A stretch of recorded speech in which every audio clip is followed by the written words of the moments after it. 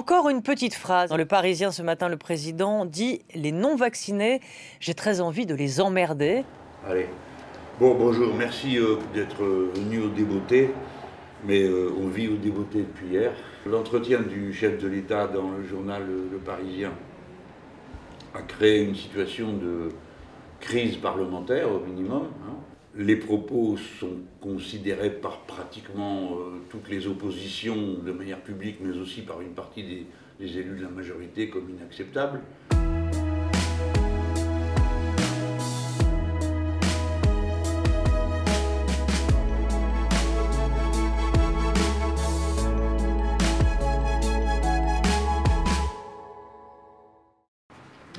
Sacré moment, merci à vous d'être venu comme ça. Là. Je ne m'attendais pas à ça. La séance est ouverte. L'ordre du jour appelle la suite de la discussion du projet de loi renforçant les outils de gestion de la crise sanitaire. Vous ne vous rendez même plus compte. J'ai connu une société, je ne suis pas le seul dans cet hémicycle, où les contrôles d'identité étaient l'exception. Et encore fallait-il que dans les 2/3 de la surface du territoire de la patrie, il y ait une injonction du juge pour pouvoir faire de tels contrôles. Seules quelques zones étaient habilitées à un contrôle sans alerte.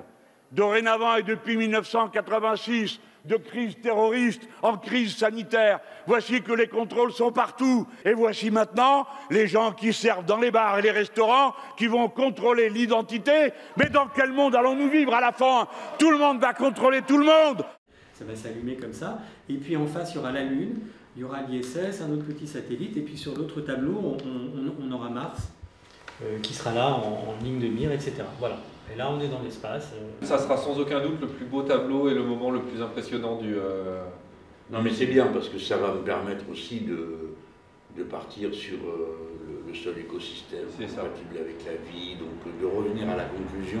Bon, merci en tout cas parce que ça va être un grand moment, c'est du jamais vu. Moi je comprends que quand ça fait 200 mètres de long, la violence du choc émotif. C'est pour ça que je suis assez d'accord avec le fait qu'on n'en change pas trop. Parce que, y compris pour l'écoute, il va falloir que les gens aient le temps de s'installer dans un tableau. Je vois ça par rapport à ma partie. Si ça changeait sans arrêt, c'est pas la peine de parler, personne n'écoute. Donc là, en plus, c'est des scènes qui sont... Je ne sais pas ce que ça va donner, mais quand vous allez mettre de la puissance à la mer... Oui, puis il y a le son, il y a aussi l'arrivée du son, il va y avoir la lumière par-dessus... On attaque la deuxième semaine depuis la rentrée. D'abord, petit bilan de la semaine dernière. On avait parlé de la tactique de la submersion, c'est-à-dire commencer vite et fort tout de suite le début du mois de janvier. On va poursuivre ce plan d'action avec la nouvelle semaine qui vient. Il y aura plusieurs événements. Le plus important d'entre eux, évidemment, dimanche prochain, avec le meeting à Nantes. Meeting qui lance le coup d'envoi en fait, de la longue liste des meetings qui vont être planifiés tout au long de la campagne, avec pour l'instant un rythme d'un meeting par semaine à peu près. Et celui-ci particulièrement, qui est le premier et qui donne le coup d'envoi, avec les caractéristiques techniques que vous connaissez, c'est-à-dire un meeting à la fois immersif et olfactif, et qui va permettre à Jean-Luc d'établir un discours sur une vision du monde en général, avec les illustrations qui permettront de rendre son discours interactif. Et autre événement de la semaine, bien sûr, jeudi, la dernière niche parlementaire du groupe France Insoumise à l'Assemblée. Monsieur le ministre, mes chers collègues, bonjour, la séance est ouverte. L'ordre du jour appelle aujourd'hui la niche du groupe de la France Insoumise et qui débutera par la discussion de la proposition de résolution visant à reconnaître l'endométriose comme une affection longue durée. Une femme sur 10 est atteinte par cette maladie dans notre pays et à travers le monde. L'endométriose est donc un continent caché, tant par l'état de notre méconnaissance que par le nombre de femmes qui en sont victimes. Elle est en réalité si répandue que chacun ici connaît forcément une femme qui se bat contre cette maladie et forcément, dans cet hémicycle, certaines d'entre vous en souffrent. Il aura fallu attendre 2020 pour que la maladie soit intégrée au programme de médecine. Mes chers collègues, n'attendons plus davantage pour qu'elle le soit à la liste des affections longue durée. C'est ce que nous demandons avec cette proposition de résolution. L'endométriose doit être combattue sur tous les fronts. Et cela suppose que nous agissions fermement sur ce dont nous avons la maîtrise. Or, aujourd'hui, mes chers collègues, Ce jeudi 13 janvier 2022, nous pouvons créer un plancher de droits pour les femmes victimes en engageant le gouvernement dans la voie de la reconnaissance institutionnelle. Nous soutenons cette proposition de résolution et nous vous invitons sur l'ensemble des bancs de cette Assemblée à l'adopter. Je vous remercie. Le groupe socialiste et apparenté, tout d'abord remercie le groupe LFI et votera cette PPR. C'est la raison pour laquelle notre groupe UDI indépendant votera avec conviction pour cette proposition de résolution. Notre groupe Liberté et Territoire soutiendra cette proposition de résolution. Cette proposition de résolution ne peut faire que consensus et le groupe Les Républicains votera évidemment pour ce texte. Le groupe La République En Marche sera à vos côtés pour l'adopter. Chacun a eu le temps de regagner sa place. Le scrutin est ouvert. Le scrutin est clos. En voici le résultat. 111 suffrages exprimés. La majorité est à 56 pour 111 contre 0. La proposition de résolution visant à reconnaître l'endométriose comme une affection de longue durée est donc adoptée à l'unanimité.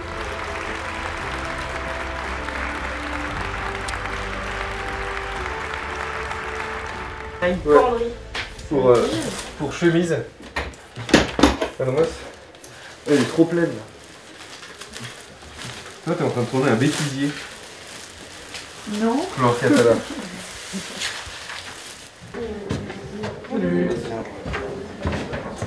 L'essentiel des fusillés, pour l'exemple, l'ont été lors des premières offensives, ces offensives très meurtrières de 1914-1915. Plus de 100 ans après, il faut refermer les blessures mémorielles. La France aujourd'hui se grandirait en reconnaissant ce déni de justice. Collègues, si nous ne le faisons pas aujourd'hui, nous refermons définitivement une page historique. Plus jamais cette discussion n'aura lieu et ces 639 personnes disparaîtront dans l'oubli alors qu'ils sont morts au champ d'honneur aussi. Ils ont donné leur sang également pour la patrie. Ne les oublions pas.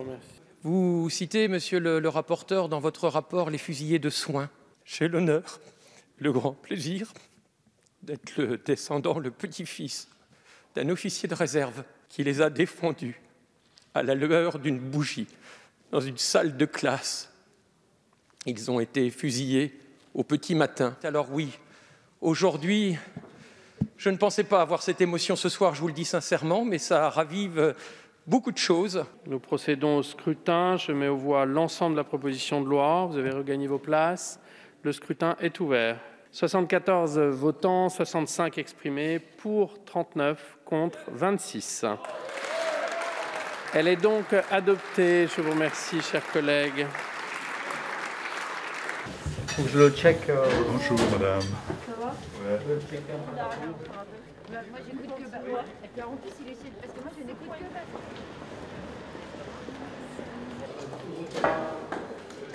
Yes!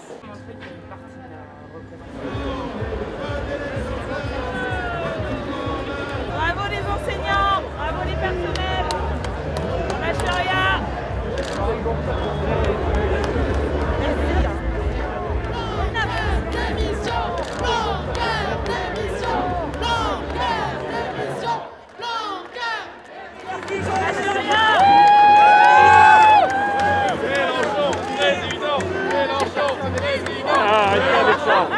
Vous allez me porter la poisse. Alors, qu'est-ce qui vous intéresse sur cette manifestation? Là, c'est de voir combien il y en a, si c'est bien mobilisé, qu'est-ce qui est écrit sur les pancartes. Attention avec ton téléphone, je vais vous dire, une manif, c'est un livre. Tournez les pages, à mesure passent les cortèges. Vous regardez la moyenne d'âge, vous regardez les hommes, les femmes, les gosses qu'on y voit. Voilà. Et là, c'est la première démonstration de force en masse du milieu enseignant depuis déjà quelques temps. Parce que jusque-là, les précédentes tentatives n'avaient pas été trop réussies. Il y avait eu beaucoup de mal à mobiliser. Mais là, on sent que c'est la masse parce que les gens n'en peuvent plus, quoi. Ils sont asphyxiés par les conditions dans lesquelles ils doivent exercer leur métier. Alors ça fait qu'y compris dans le milieu enseignant, il y a des gens qui considéraient que tout ça, la politique, que c'est pas vraiment un sujet, qui s'y réintéressent, qui se réimpliquent et tout ça. Ça, c'est le moment important. C'est ça qu'a réussi Blanquer. Hein. Il a à moitié démoli l'école, mais il a réussi à remettre tout le monde d'accord à l'école. C'est pas mal.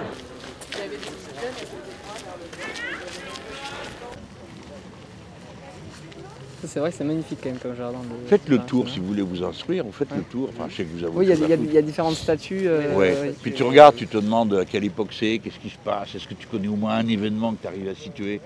Bon, vous êtes bien jeune, vous avez toute la vie pour le faire. Quand on se balade au niveau du Louvre, même dans le jardin de Tuileries, il y a des statues et on peut retracer l'histoire. Vous aimez? Ah oui, alors je vais vous dire un secret. Au Louvre, vous y allez? Oui, moi j'y vais souvent. Bon. Vous voyez où est le quadrige là, le carrousel du Louvre? Oui. Hein, il y a un petit arc de triomphe là. Oui. D'accord? Alors faites bien attention. Vous n'avez rien remarqué? Par terre, il y a un œil qui est dessiné. En dessous Yes, par terre. Et il y a les rayons du soleil qui se déploient et qui suivent les lignes des bosquets, des buissons. Le soleil se lève dans l'Arc de Triomphe le 2 décembre. Oui. Il passe donc par l'endroit où il y a cet œil. Mais le soleil se lève là-bas le 2 décembre parce que c'est l'anniversaire de la victoire d'Austerlitz, où l'empereur et les Français ont battu 2 empereurs. Oui, c'est la bataille de 3 empereurs. C'est quand on se met au niveau surtout de Jardin de Tuileries, il y a une sorte d'escalier qui descend. Et quand on se met là, vraiment, on voit Arc de Triomphe, Obélisque, et on voit tout le... Et tu vois la roue aussi du manège. Oui, j'adore, moi, qu'elle soit là. Tout le monde gueule, c'est pas moi, je dis rien, je trouve ça beau. Tu vois, ça représente le soleil quand même. Ah oui, c'est vrai. Ah, c'est beau. C'est beau, moi j'adore cet endroit-là. Mon coin préféré avant pour aller méditer, c'était devant Notre-Dame. Parce que la façade, il y a plein de trucs à regarder. Et puis juste avant, tu as un musée souterrain. Oui. Tu as déjà été? Oui, j'ai déjà été. Yes, tu tapes sur le truc et tu vois Paris aux divers âges.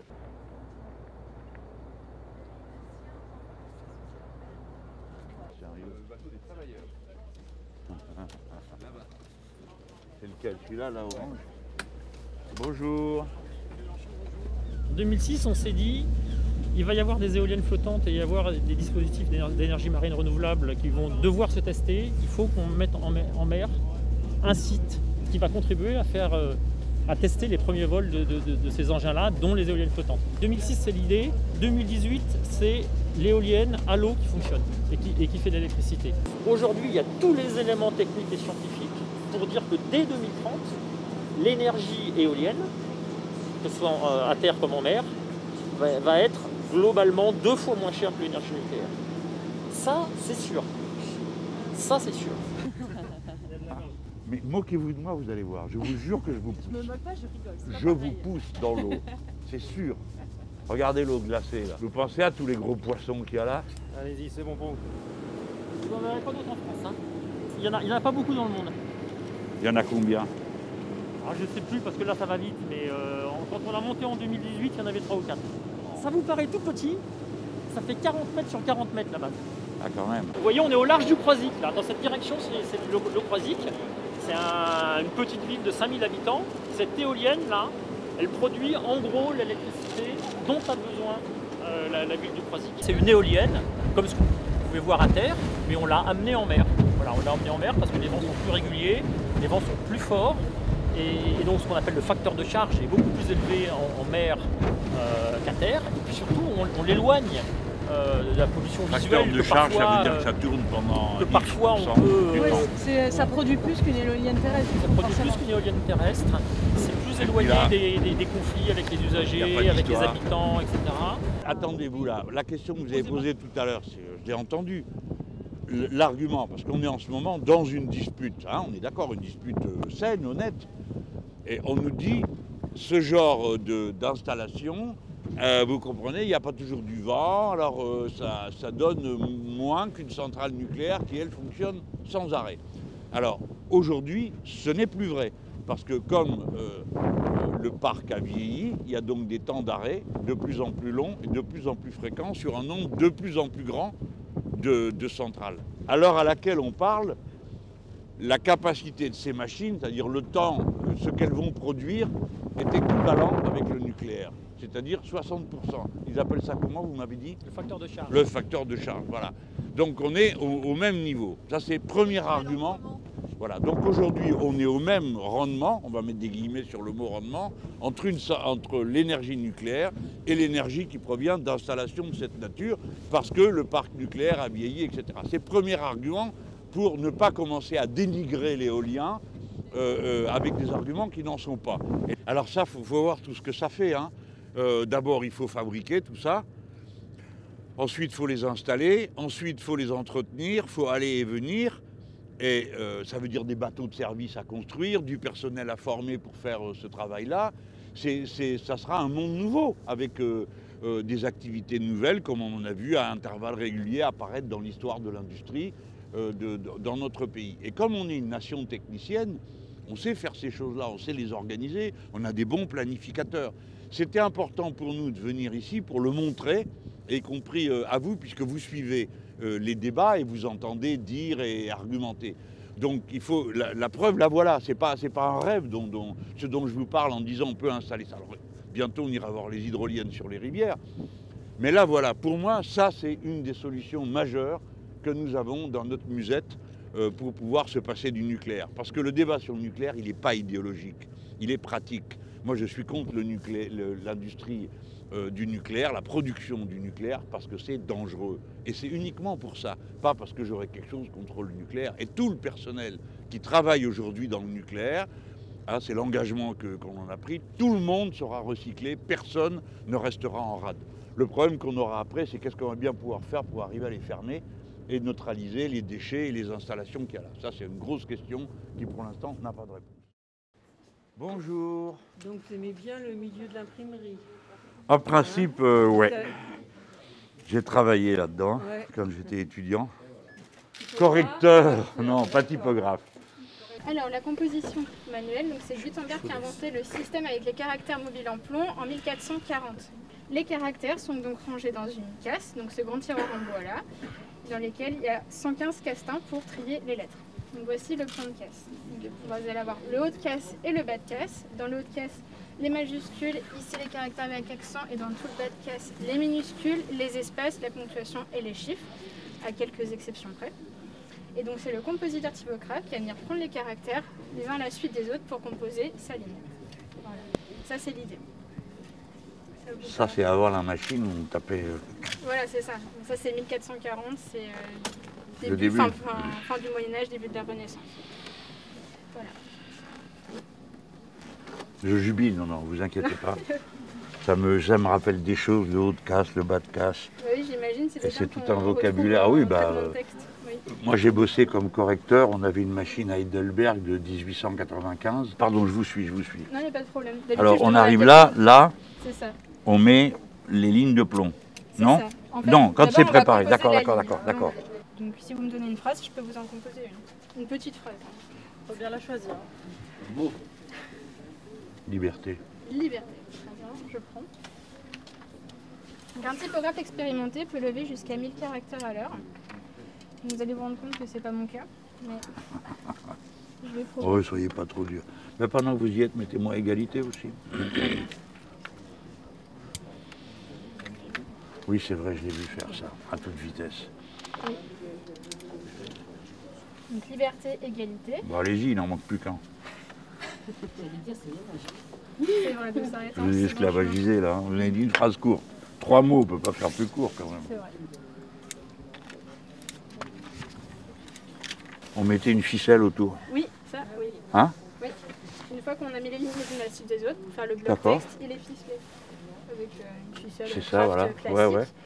On met après l'encre. Et c'est de là de l'expression française, un texte bien ficelé. Ça vient de l'imprimerie.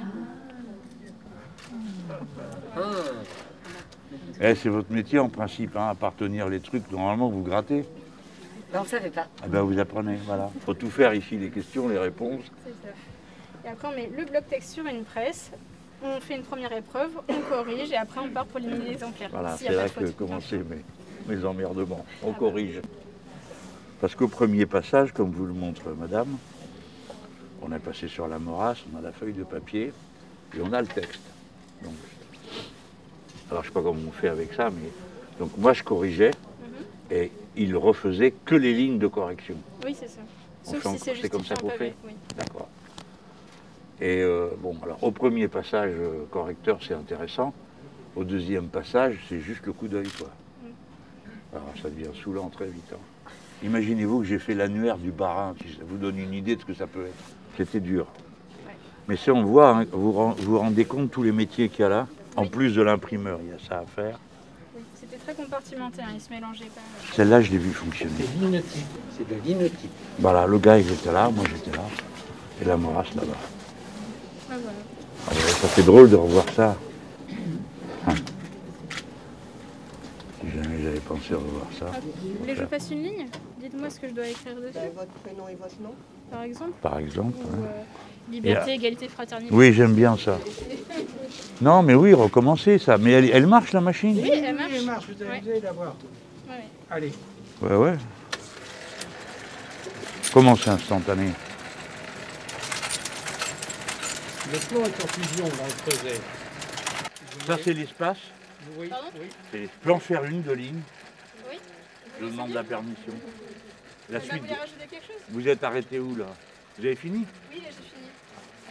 mais faites-en une. Hein. Mais faites-en une. Ouais. Écoute, c'est une revanche sur la vie là. Le temps que j'ai vu l'autre, il m'a jamais laissé une seule fois faire. Merci madame. Allez, on va taper. Ça, c'est l'espace. Hein. L'espace, c'est sur le côté. Et là, minuscule, majuscule.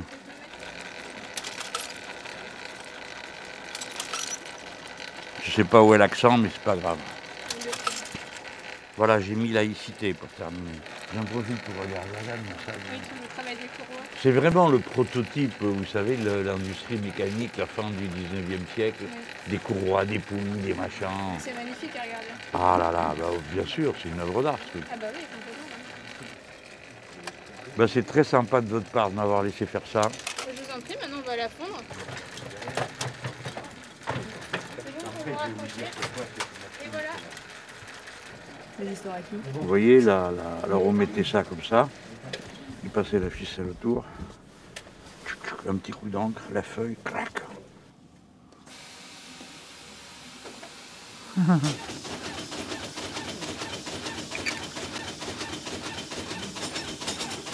C'est vraiment, c'est un univers différent, celui de la mécanique.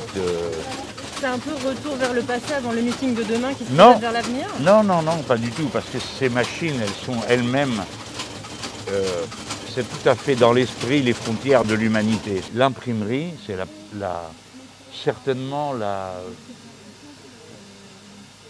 peut-être après le dessin, hein, on va dire, mais la plus grande invention, la première grande invention de l'humanité, parce qu'elle permet de vaincre une frontière énorme, la frontière du temps. À partir du moment où on a eu des machines qui fabriquaient des textes qu'on pouvait garder, on ne dépendait plus du fait que ceux qui savaient portaient la tradition orale. C'est un changement, mais aussi fondamental que la contraception. C'est-à-dire tout d'un coup, on rompait avec ce qui semblait être de l'ordre de la nature. Mais en quoi ça vous inspire pour demain? Parce que c'est la même chose, c'est les frontières. Vous avez des frontières qui vous paraissent évidentes, les frontières de la nature, les frontières...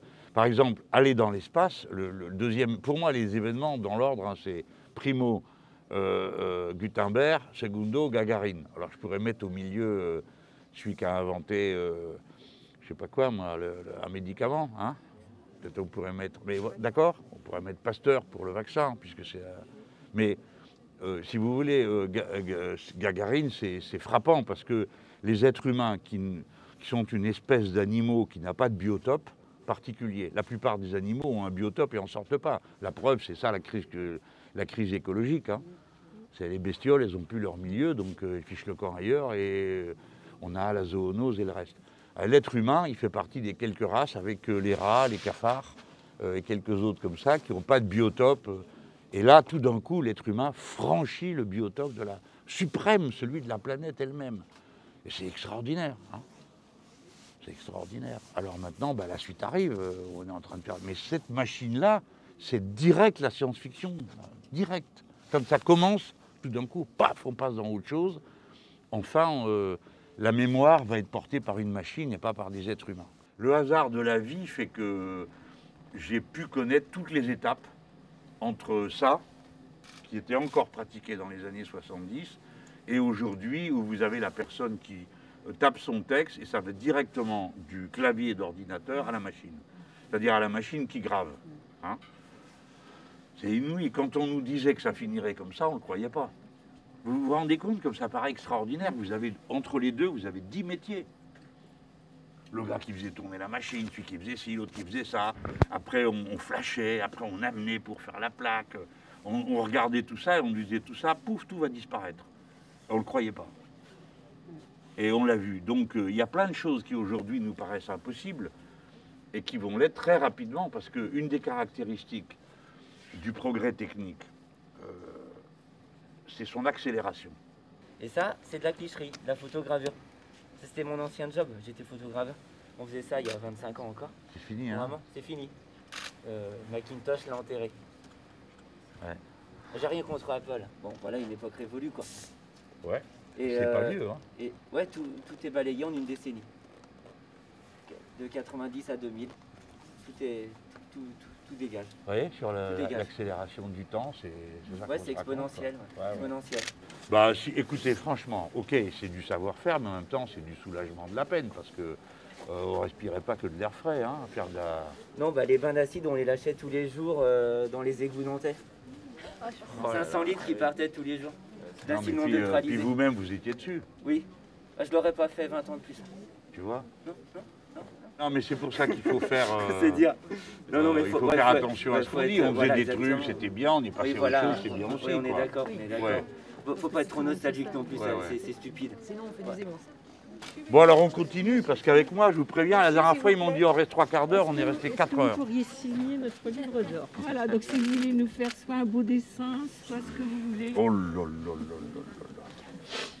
Vous aimez la disproportion, ne vous pose pas de problème? Non, vous êtes libre de votre création. Ah, c'est libre. J'arrive. Oh, c'est bien, entre deux meetings, vous dessinez alors. Ouais. Ça vous va? Ah, c'est comme vous le sentez. Alors, qu'est-ce qu'on met?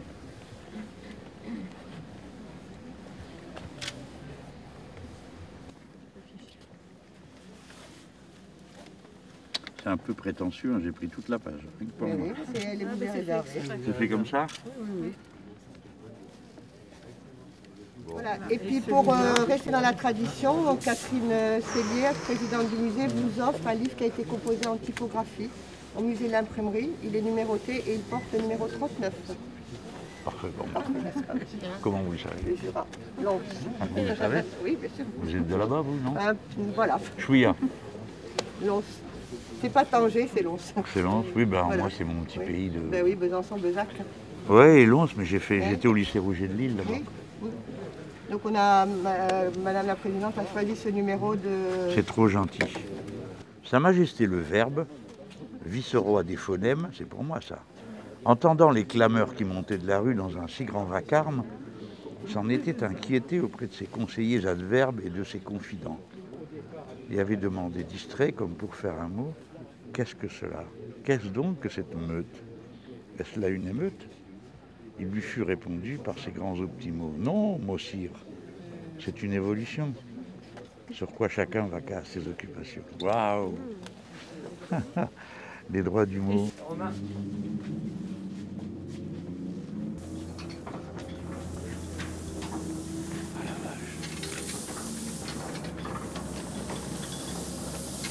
La taille de la machine, hein? 9 tonnes. 9 tonnes la petite bête là. Regardez, monsieur Mélenchon, la voiture que vous aviez quand vous étiez... La grosse cylindrée, c'est moi. Je voulais vous offrir une lithographie. C'est pour vous remercier depuis 2016 de m'avoir appris à aimer la politique. Waouh, je vais rougir. Vous allez me faire rougir. Je suis content de pouvoir vous offrir un dessin. Voilà. Puis je sais que vous êtes dessinateur aussi. Ouais, mais attends, moi je suis... En secret en plus. Déjà, hein. Ouais. Et puis c'est vraiment pour juste le bonheur de fabriquer une bulle. Vous voyez de quoi je parle? Ouais, bah c'est la bulle du dessinateur. Ouais. Oh non, c'est bon. De toute façon, il est dans mon salon tous les jours avec YouTube et tout ça, donc je le connais déjà un peu. Oui. Mais c'est vrai, puis que je raconte sans arrêt des trucs, alors il y a des gens qui savent des trucs sur moi, je suis tout gêné, j'ai oublié, je l'ai dit. Non, mais votre collègue là qui m'embête avec le dessin. Ça nous désintimide un petit peu, donc c'est chouette quoi. Merci beaucoup. Ça, c'est toute une équipe alors. Moi j'étais heureux de vous voir, j'espère que vous n'avez pas fait casser les pieds, tant que je suis resté là. Au contraire, nous, on était très contents de vous voir. C'est un chouette endroit. Oui, il y en a 40 qui... 40 Oui, au moins. C'est une mitrailleuse, c'est un appareil photo. 39. Bon, merci, vous avez été super patient avec moi. J'ai eu plein de belles choses, je suis content. Et vive la campoyance. Ça va un peu me décomplexer d'avoir vu des choses que j'ai vues là. Oui, demain c'est un opéra meeting. Il y a une partie Popol au début, après au milieu c'est Clémentine Autain et Christian Benedetti qui ont fait une sorte de mise en scène de mots. D'accord, oui. Et puis après, votre serviteur, alors avec un écran qui est immense, c'est pour ça que c'est immersif, il fait 400 mètres de long le truc. Au total. Vous faites ça où, à la Beaujoire? C'est où ça? Je sais pas où. La Beaujoire. Et bon, moi j'ai pas vu comment ça marchait. Donc ce soir ils vont me montrer parce que pas que je sois saisi quoi. Bien sûr. Faut y aller. Au revoir. Merci à tout le monde. Merci à tout le monde. À bientôt. Merci pour votre patience. Tu veux mettre un commentaire avec un tweet sur la visite de l'imprimerie? Avec des petites photos? Qu'est-ce qu'on pourrait mettre? Magnifique musée de l'imprimerie. Ici où a été fondé le premier syndicat. Grande innovation technologique. Non, la première immense innovation technologique en Europe. Tous les candidats aujourd'hui appellent à gauche, appellent à l'unité, et parlons de Christiane Taubira qui est la dernière en date, mais en se fondant sur quoi? Sur notamment une dynamique de sondage, Mais dans ce cas-là, soyons logiques, que les candidats de gauche soient logiques. S'il y a une dynamique qui se vérifie, ou en tout cas une stabilité qui se vérifie en faveur d'un candidat de gauche, c'est celle qui porte Jean-Luc Mélenchon. Jean-Luc Mélenchon, qu'on le veuille ou non, qu'on le critique ou pas, il reste certes autour de 10%, c'est pas pour le moment une dynamique très forte, mais elle est stable, et il est en tête systématiquement. On va voir ce que va faire Christiane Taubira, mais pour le moment, il n'y a pas de preuve d'un... Très bien, madame.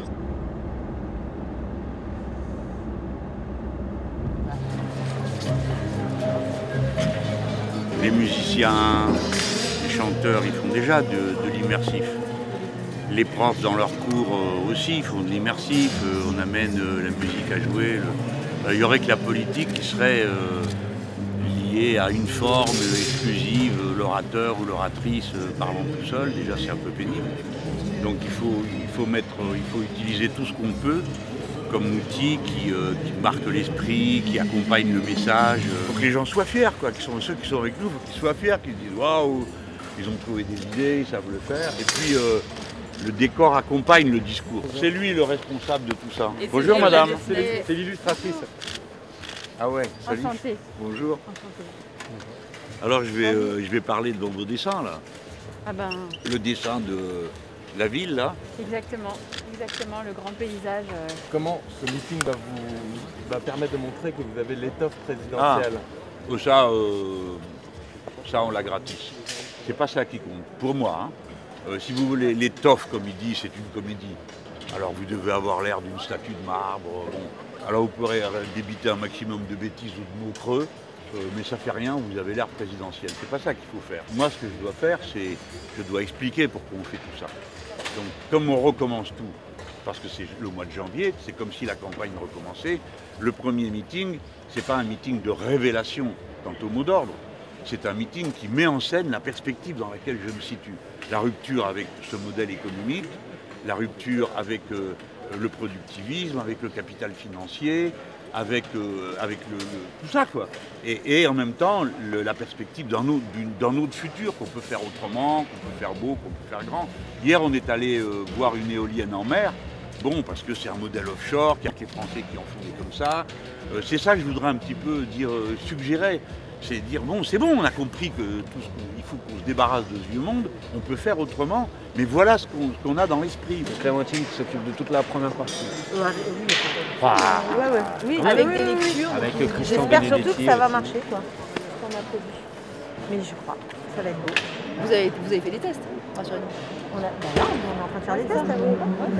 Ça marche bien, du coup.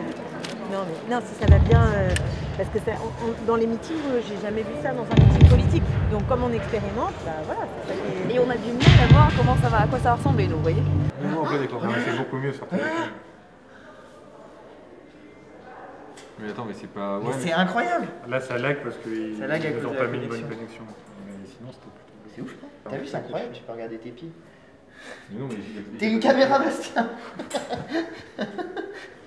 Mais attendez, mais ça veut dire qu'on peut le proposer pour tous les meetings. Bah ouais. Ouais, sur mobile, tu peux, enfin sur PC, tu peux aussi. Ah, ça marche aussi sur PC? Ouais. Mais c'est moins fluide, tu vois. Oui, bah évidemment. Donc on l'annonce quand? Comment? Bah demain matin à 8 h si ça marche. Moi je pense qu'on l'annonce à 10 h. On a un visuel qui est prêt. Ok. Tout est... Nickel. C'est le poste de pilotage des tout. Écrans. Alors regardez à quoi ça ressemble. Non, pas du tout. Des écrans. Des écrans. Vous voyez, c'est impressionnant. Franchement, elle est impressionnante la régie par rapport à... À d'habitude, ouais. C'est quasiment aussi grosse que celle des bien hologrammes. la lumière qu'on te voit un peu. Donc les 4 écrans qui sont là. Toc. C'est ceux qui pilotent un seul des 4 murs. Ça pilote un seul des 4 murs. Ok, d'accord. Donc, vous voyez bien. 1, 2, 3, 4. Et donc c'est les... Ça, c'est un mur. C'est les 4 vidéos proches. Et alors, où sont les autres murs? Eh bien, ils sont dans les serveurs là-bas. Il y a des choses qu'on a voulu faire, comme par exemple faire tourner la Terre sur la zone espace, sauf que ça aurait nécessité des téraoctets de données, donc le serveur n'aurait pas tenu. Ah oui, d'accord. Ah oui, il y a des effets qui ne sont pas possibles à faire du fait de la limite physique des serveurs. Okay, exactement. Donc on a atteint la limite avec ce meeting. Ni dépasser les prosaïques dans la caverne du prosaïque. Donc là on voit 1, 2, 3. C'est ça les vidéoprojecteurs, c'est ces gros machins là. Exactement. Ok. Et il y en a un sur chaque. Il y en a 4 sur chaque mur. Sur chaque mur, ok. Je vais arriver là, d'accord. Là, ce qu'on va faire, Jean-Luc, c'est qu'on va t'équiper en micro déjà. Maintenant qu'il n'y a plus de journalistes qui ont confirme, qu'il n'y a plus de presse, on va pouvoir faire nos essais. Tu vois, s'il y a des moments, toi, dans ton discours, tu dis, tiens, ça, c'est un moment où je dis quelque chose d'important. Je veux que ça passe aux téléspectateurs bien de face posée. Mais eux qui sont là, ils ne me voient pas, donc ils ne me voient que de dos. Non, parce qu'il n'y a pas d'écran de retour. Il n'y a pas d'écran de retour. Je peux me mettre comme ça? Oui, en sachant que tu as ton minuteur qui sera là. Non, mais là, c'est bien. Donc là, les gens, ils me regardent et ils regardent leur visage. Parce qu'ils vont tous avoir un truc sur la figure, c'est ça? Oui. Oh, mon Dieu. Donc la partie moi, qui me permet de voir la réaction des gens à qui je parle, c'est une bande grosse comme ça sur le tableau. Pour moi, c'est très important de pouvoir suivre sur la figure des gens. Là, on passe au tableau 2, et tu as demandé en tableau 2 l'espace. Yes. On va la faire. Le meilleur point de vue, c'est ici, c'est là, tu vois tout, quoi. C'est impressionnant. Bien.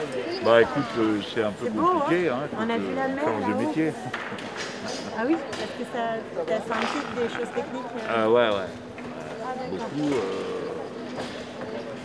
Bon, je l'ai fait pour le meeting en réalité augmentée, c'est beaucoup plus pénible. Hein. On en était à un bout près, tu vois. Ça te fait un an? Moi, ça me plaît. Bah ouais. Salut Jean-Luc. Ça va? Ça va, ouais. Là, les chiffres, les lettres, ça ne fait pas le même effet. Le plus beau, c'est la mer. La mer, là. De là-haut, on était là-haut, on l'a vu, c'est magnifique. Ah, la mer, c'est... Elle est magnifique. C'est incroyable. Salut Aurélie. Salut, ça va? Bah oui, je commence une carrière d'acteur comme monsieur, là. Il est plus entraîné que moi. Antoine, tu veux pas faire ma doublure?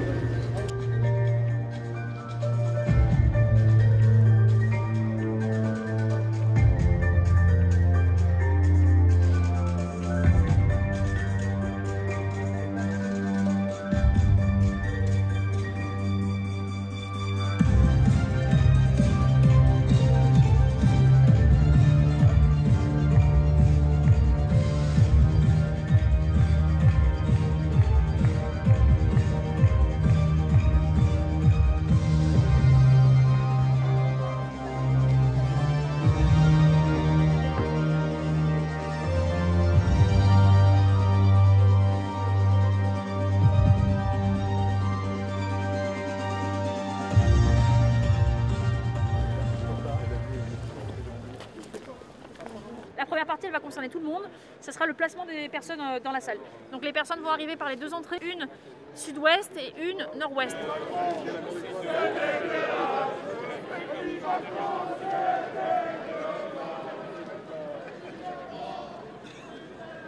La 3D, je sais pas comment ça rend.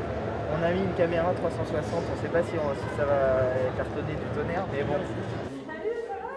Clem, il y a Sophia qui veut vous voir.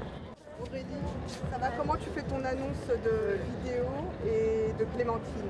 Nous allons entendre encore un nouveau soutien de l'Union populaire, le député communiste de Seine-Maritime, Sébastien Jumel. Ça va? Donc tu donnes Sébastien Jumel, on fait top vidéo. Voilà, et ensuite, tout à la fin, nous vous laissons à présent pour l'acte 1 de notre meeting qui va débuter avec Clémentine Autain, députée de Seine-Maritime. C'est les noms qui nous servent de top. Okay. Vous êtes tous prêts?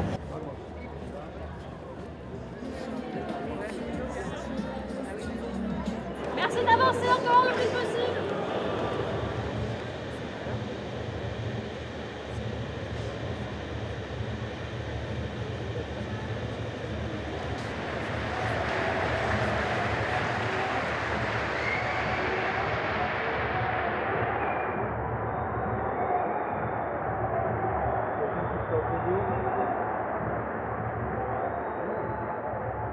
En place dans la salle à remplir et on a 10 minutes pour le faire. Très finement la fermeture.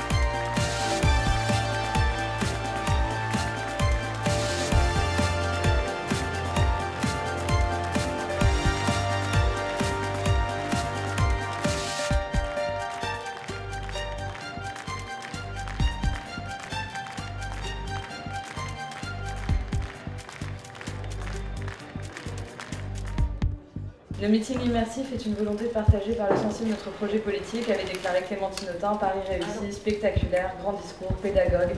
Mélenchon is back. Réponse, faites confiance à une tortue électorale, sagace comme moi. Anne Sora Dubois, elle a dit « Regardez la Terre toute bleue qui apparaît au milieu de l'espace à 360 degrés, dans la salle plongée dans le noir, au milieu des étoiles, et il n'y a pas à dire sur la forme, le meeting de Jean-Luc Mélenchon renvoie tous les autres meetings au XXe siècle. » Oh, bravo! Oh, les Bravo, bravo, bravo! Bravo! C'est beau, hein, les images. Hein. Ouais. Que moi, je vois rien, moi, à chaque fois. Ah ouais, c'est vachement. À part vous qui êtes devant, là, comme ça, là. Ils t'ont mis un banc d'ablais. Ils t'ont mis faites écran, t'as rien. Toute la première partie, c'est un succès. C'est pas que mon truc, là. Non, non, ça a marché super. C'est pas pour non, meubler, non, mais parce que tu vois, on a quand même, au bout d'un certain temps, créé une sorte de tradition. De c'est beau, on fait des citations. Et ça, ouais. Et puis nos amis, si tu veux, ils ont repris goût à ça.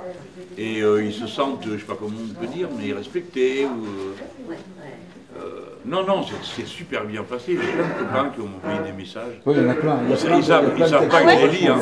C'est sur oui, les listes. Ah ouais, plein de textos de gens qui disent c'est formidable, depuis écoutez Pasolini, ça redonne. Ah ouais. Il y a plein de gens qui c'est formidable. Qu'est-ce qu'il y a? Tes copains, quoi. Moi, j'ai pas suivi, mais Pasolini, j'ai eu plusieurs commentaires vachement émus de ça. Vachement bien. Alors, Toutes les femmes qui sont jouées avec le point bah, c'était magnifique, parce qu'elle l'a chanté, c'était magnifique. Magnifique. C'était sublime. C'était beau. Et c'est votre petit bonhomme? Oui. Allez, je vais manger. Mais c'est le deuxième. Parce que le premier, il est là. Les pieds qui dépassent. Ah oui, il dort. Nino, Jean-Luc. Bravo à toi, faut voir qu'elle te fait. Ouais, moi aussi, t'es trop fort, toi. Donc c'était top. Il y a eu des moments vraiment qui...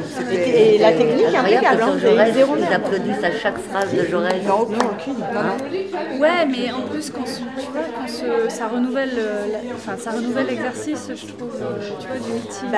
C'est-à-dire que l'idée, c'était de sortir, tu sais, de la litanie des interventions avant, où, tu sais, tu les fais, et puis c'est les mêmes tons, ça répète toujours la même chose, parce que forcément, tu vois, puis d'amener de la culture là-dedans. Tu changes de production. Tu changes de registre. Ouais, comme tu dis, tu es sur le registre de l'imaginaire.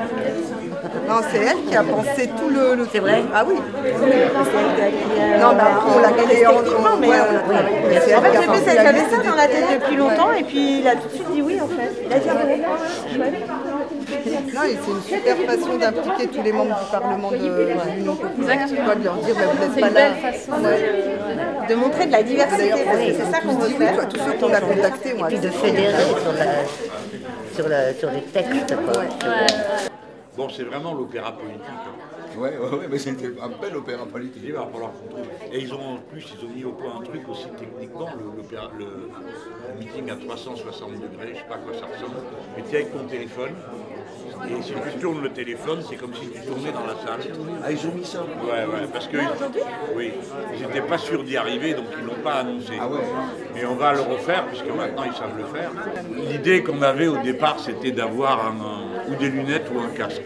Mais c'est pas assez répandu et ça coûte trop cher. Puis alors en plus, c'est les lunettes, le masque, le truc, tu parles à des robots, quoi. Et moi, comment je fais pour parler à des gens avec un houblot devant la tronche? Déjà que c'est comme ça. Déjà vous voir avec les masques sur la tronche, ça me fait rire. Parce que vous êtes là, il y a une rangée de canards, tu vois. Surtout avec les FFP2. Oui, puis quand vous respirez fort, ça fait fort. Il est stressé. Ouais. C'est génial. Ah ouais, regarde. Waouh. Ah ouais. C'est ouf. Viens voir. Regarde, hop. Comme ils n'étaient pas sûrs d'y arriver, on ne l'a pas annoncé. C'est vachement bien. C'est génial. C'est le meeting à 360 degrés. On a décidé de ringardiser tous les autres. Ouais. Ah bah c'est réussi. La prochaine fois, on va apparaître. Tu sais qu'on a même recherché de savoir si on pouvait faire des mini-hologrammes.